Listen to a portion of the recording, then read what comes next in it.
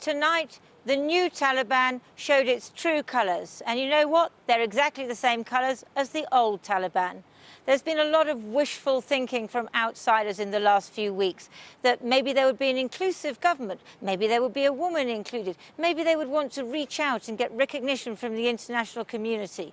None of it. This cabinet is mainly old men from Kandahar, the birthplace of the Taliban.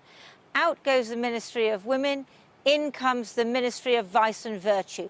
That is the ministry which in the 1990s used to deploy people to go and beat up women if they showed their wrists or their ankles. This is not a cabinet which can get any kind of international recognition because so many of them are sanctioned by the European Union, the UN, the USA for terrorism. Take the man who's going to be the Prime Minister, Mullah Hassan Akhund. Now, he's not very well known, but he was very senior in the 1990s in the government then. He was a deputy prime minister at one point, and he was a foreign minister. And he is not a very public figure, but he is known to be a hardliner. He's likely to remain quiet behind the scenes. He's not going to be going out and trying to win the hearts and minds of the Afghan people. But the most notorious person is Sirajuddin Haqqani. He is going to be the minister. Now, he is the head of the Haqqani network, which is a very notorious and violent terror group. And it's renowned for many attacks, including one on this hotel where I am now in 2008. There is a $10 million bounty on his head from the Americans. He'll be in charge of law and order. That means he'll be in charge of the police.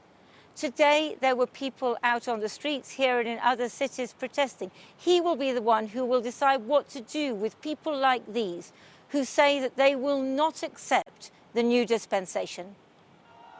Several hundred people, mainly women, came out on the streets of Kabul today, protesting about lack of freedom and about Pakistan, which they blame for enabling the Taliban to take power. They're furious about the visit of the Pakistani spy chief to Kabul this week. At first, the Taliban allowed them to walk shouting their slogans, and then suddenly everything changed.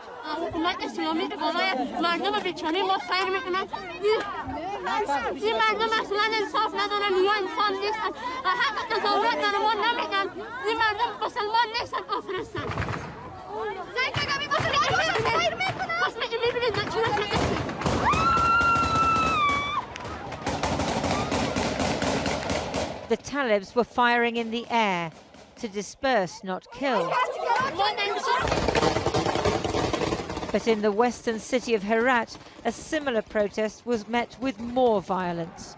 2 people were reported killed and 4 injured. تا اون زمانی که تمام دوائر قانونی برحال نشده باشه و همچنان قوانین تظاهرات تشریع نشده باشه کسی باید تظاهرات نکنه و It takes guts to disobey the Taliban, but protesters say they won't be deterred. They see Afghanistan's new rulers stealing their freedoms and their dreams, and say they won't meekly submit, whatever the danger. There was also the formal announcement tonight that Afghanistan is now an Islamic emirate, and a document with some policies. There was a mention of human rights. The word woman or women did not appear once.